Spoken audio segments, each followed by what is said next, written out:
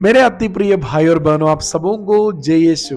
संत मत्ती के सुसमाचार अध्याय 21 के 33वें वचन से लेकर यीशु मसीह हमें एक सुंदर दृष्टांत सुनाते हैं। आइए हम उसके ऊपर आज मनन करें।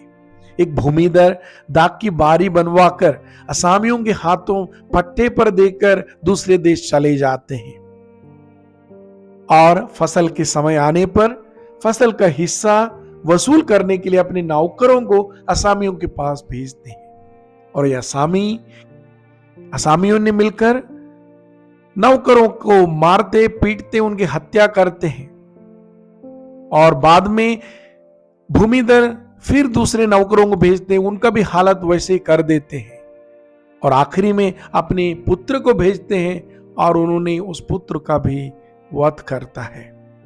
तो मेरे प्रिय भाई और बहनों, यहां पर भूमिधर परमेश्वर है और उस दाख की बारी इस्राएल है और ये सेवकों ने जो इस्राएल की देखरेख कर और उसके जो उचित फल उत्पन्न करके परमेश्वर की महिमा के लिए कार्य करना था, उन लोगों ने मिलकर अपने हित के लिए, अपने पाप की मार्गों के लिए परमेश्वर के द्वारा भेजे गए लोगों को मानते नहीं है।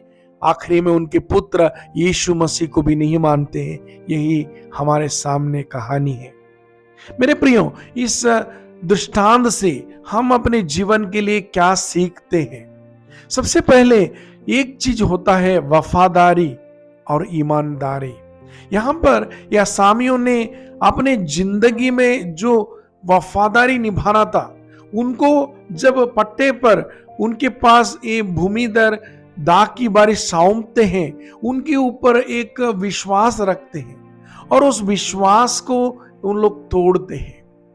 मतलब परमेश्वर जब हमको इस संसार में, इस धरती पर हमको भेजते हैं और हम मां के कोख से जन्म लेकर इस धरती पर रहते हैं, तो हमारे ऊपर भी परमेश्वर एक विश्वास, एक आस्था रखता है और हमसे कुछ फल की प्रतीक्षा करते हैं। लेकिन जब हम अपने जीवन से अच्छे फल उत्पन्न नहीं करते, या तो जो फल उत्पन्न करते हैं हम उसे परमेश्वर के लायक सौंपते नहीं है, तब क्या होता है, हम भी परमेश्वर के क्रोध के पात्र बनते हैं। और यहां पर सबसे महत्वपूर्ण एक चीज है, यीशु मसीह इस दृष्टांत को सुनाने के बाद वहां पर मौजूद पुरोहितों को और अन्य श्रेष्ठ लोगों को पूछते हैं कि जब भूमिधर वापस आते हैं इनका क्या हाल होगा। यीशु मसीह खुद उत्तर नहीं देते, उनसे सवाल करते हैं और उनका उत्तर क्या रहता है कि वो उनका सर्वनाश करेगा। मेरे प्रियो, खुद अपना न्याय करते हैं। हाँ, हम लोग भी अपने ही शब्दों से, अपनी वाणी से और अपनी सोच से हम अपने ही न्याय करेंगे, क्योंकि हम जानते हैं कि हम लोग जो गलत करते हैं वो गलत है। जानते हुए हम गलती करते हैं, वहां पर हम ईमानदार नहीं रहते, वफादार नहीं रहते, और ऐसे लोगों का क्या हाल होगा ये हम खुद समझ सकते हैं। लेकिन यहां पर एक और महत्वपूर्ण बात, जो शायद इस दृष्टांत में सबसे महत्वपूर्ण बिंदु है, वो है ईश्वर की करुणा।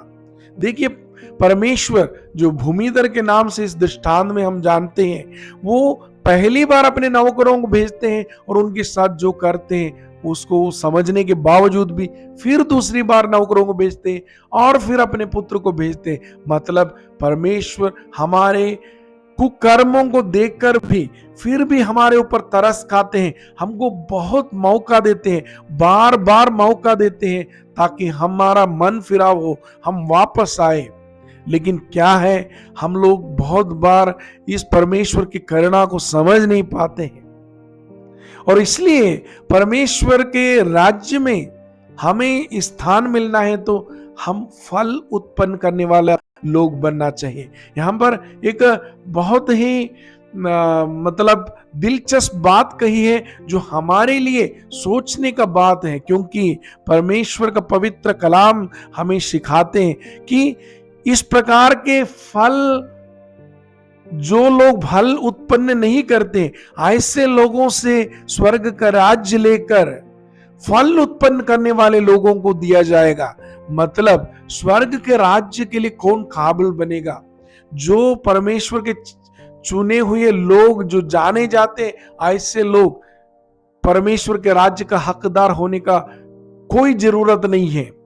परमेश्वर के राज्य के लिए योग्य कौन बनेगा? जो उसके लायक फल उत्पन्न करेगा। उसके लायक फल क्या है?